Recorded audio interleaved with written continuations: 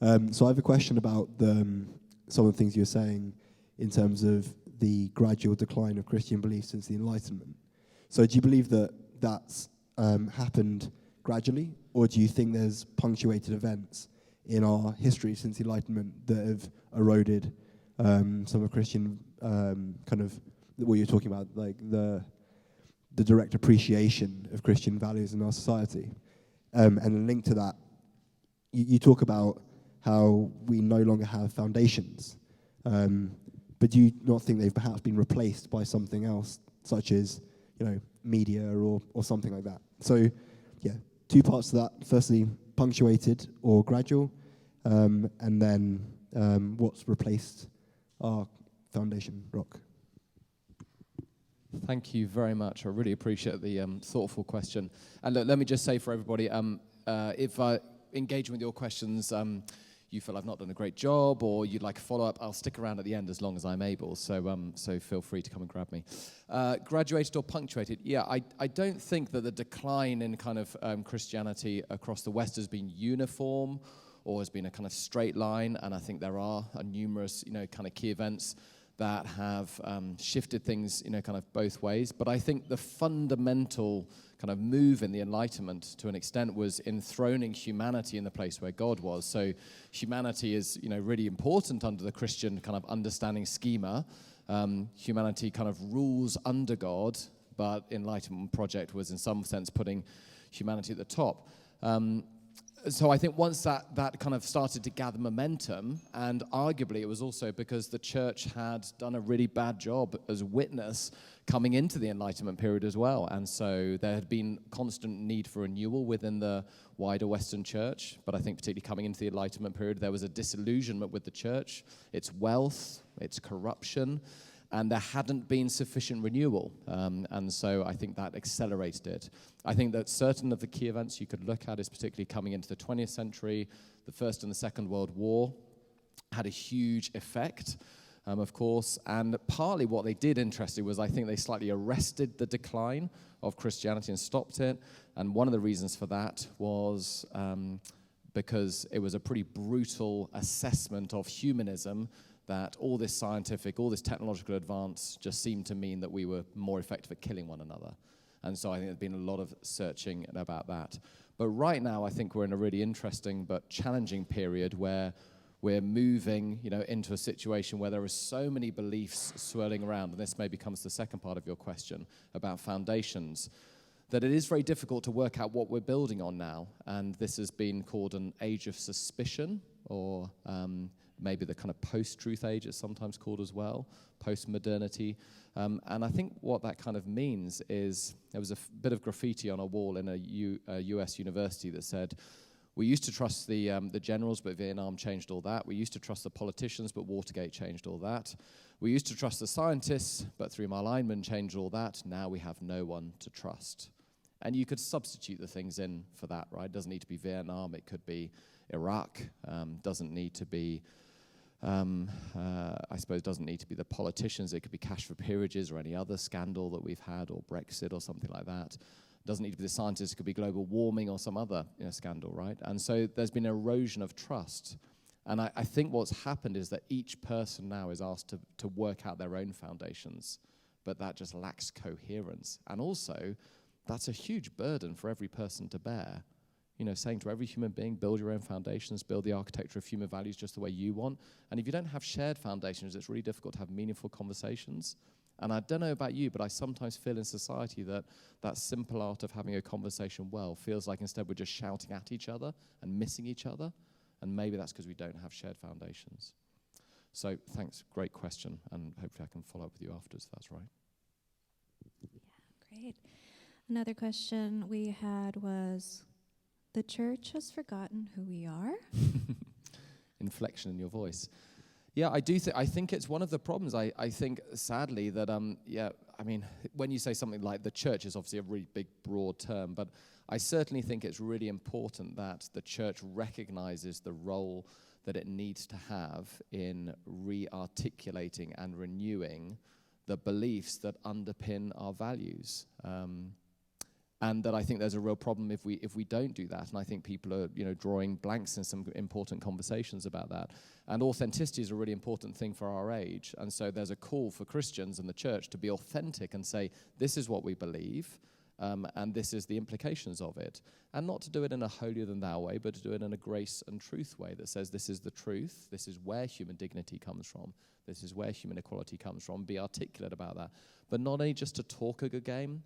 I think there's something very compelling about the community, and the community needs to be modeling that. So it should be that when you come into church, you see that lived out, and you see it in the love for one another and the care for the vulnerable. And I think that's where you don't see that, that is because the church has forgotten it implicitly, or functionally speaking at least. So we need to step up. So another one that kind of links is, how do you feel us as Christians can be better allies in the current climate we live in? Well, I think the first thing is, please notice that the dynamic here is not we've got the truth, you don't have the truth dynamic, right? So when Jesus came, John 1:14, he's described as being full of grace and truth. And that's important because grace means that as a Christian, I believe that I am morally flawed, and therefore it is not me being more moral or more intellectual or more articulate that makes me accepted before God. It is because God has loved me, sent his son to die for me and to renew the image of Christ in me, that's what makes me a Christian. And therefore, partly I need to be good at listening, because I genuinely do believe that there'll be people out there who are more morally articulate, more thought through than me, because that's not what defines me. So I want to be good at listening and be gracious to people, and also recognizing that we all get this wrong. All of us don't treat people with equality and dignity all of the time. That's the sad truth. And therefore, there needs to be grace for forgiveness when we get it wrong. So there needs to be an articulation of the truth of Christianity, but also the dynamic of grace that says we all get this wrong, and I get this wrong, and I want to, therefore, grow, and I want to help you to grow, and I want to forgive you when you get things wrong, and you to forgive me, and then we can have a meaningful conversation about this. I sometimes think the culture, the cancel culture, it just kills conversation because everyone's so afraid of getting it wrong and getting plastered all over Twitter. There's no conversation there. So what's the antidote to that? Grace, because that's the kind of nasty truth edge, right? Cancel culture. But grace changes that and says, hey, we all get it wrong. Don't cancel people. Forgive them and have the conversation. Otherwise, no one's left standing.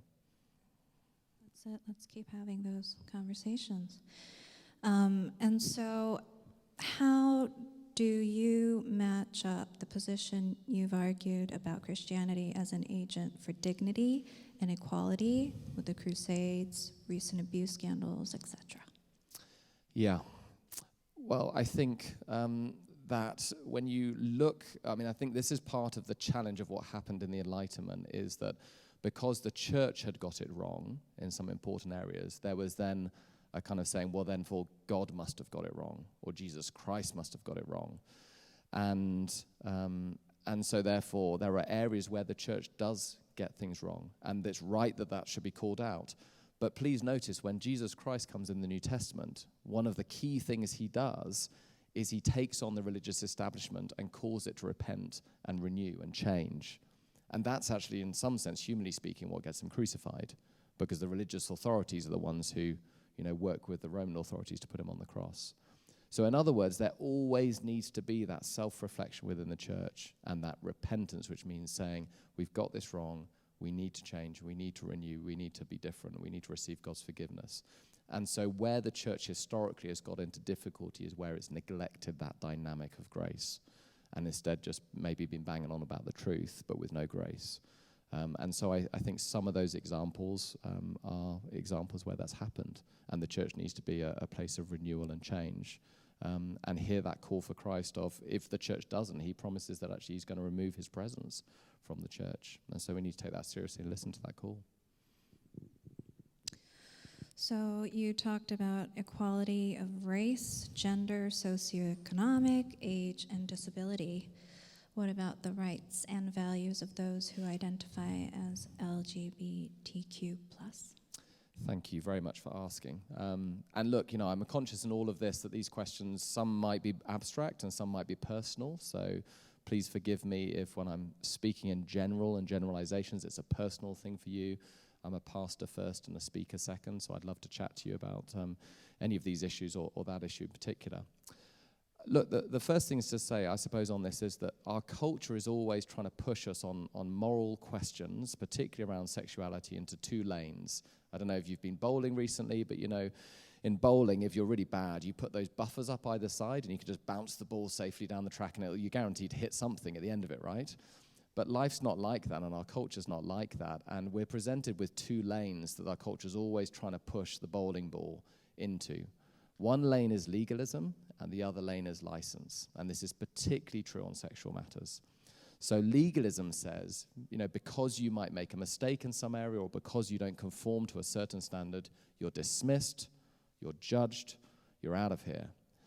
And authentically, I think some aspects of the church, that has been the tone of voice, minimum, if not the content of the voice that's come across on the issue of LGBTQ rights. And that is wrong, and that is not the gospel. The gospel is not legalism that says you are valued and judged on the basis of whether or not you get it all right. That is legalism. That is explicitly not what Jesus teaches. He teaches grace and forgiveness for all who come to him. But the other extreme is license, which says anything goes. As long as it's done between consenting adults, anything goes. There's no right, no wrong, no rules for me. I'm free. Recognize the Disney song. And that license, that licentiousness is just not livable because there are boundaries. There are rights and wrongs, particularly in areas like sexuality when the stakes are so high. Now, here's the question. How can the church authentically articulate not legalism, not license? What's the difference? Grace and truth, which is to say there are boundaries around human sexuality of what is permissible and what is not permissible, of what will lead to flourishing and blessing and what won't. But you are not defined by whether you get it right all the time or get it wrong.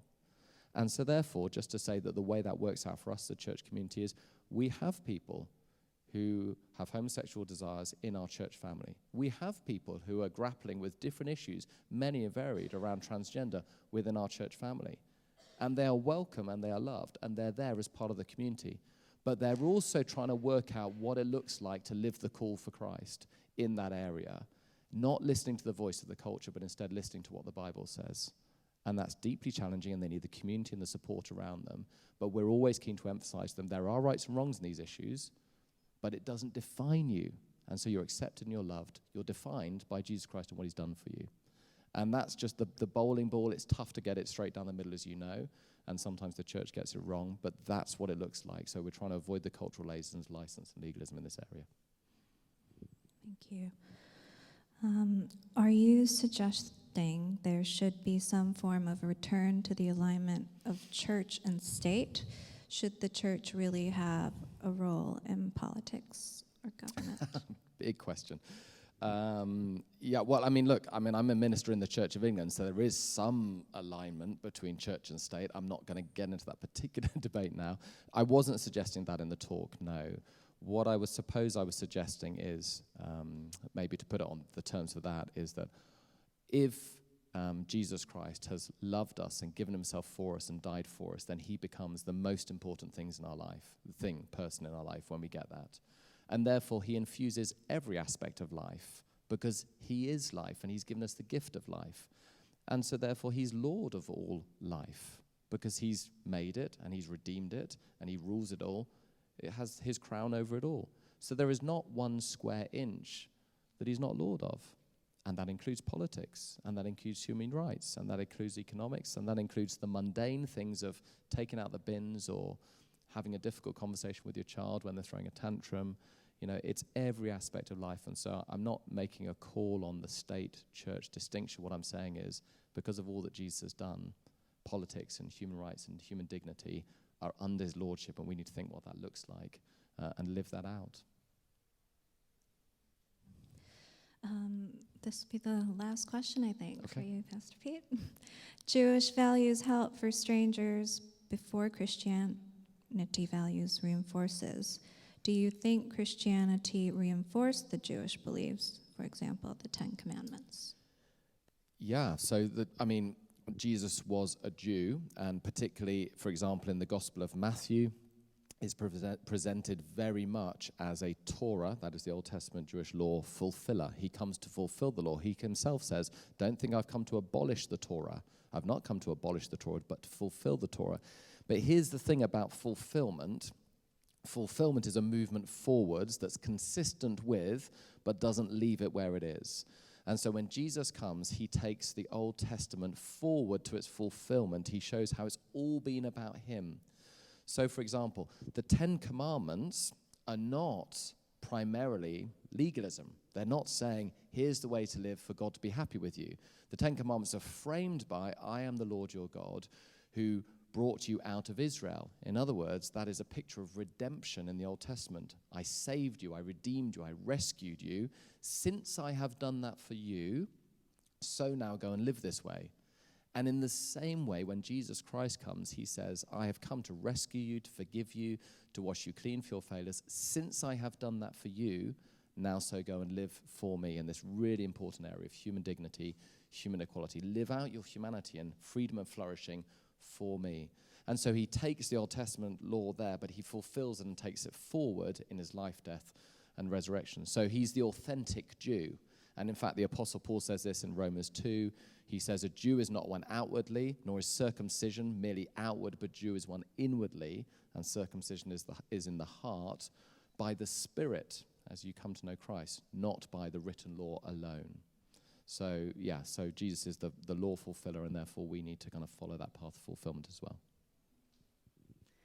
Wonderful.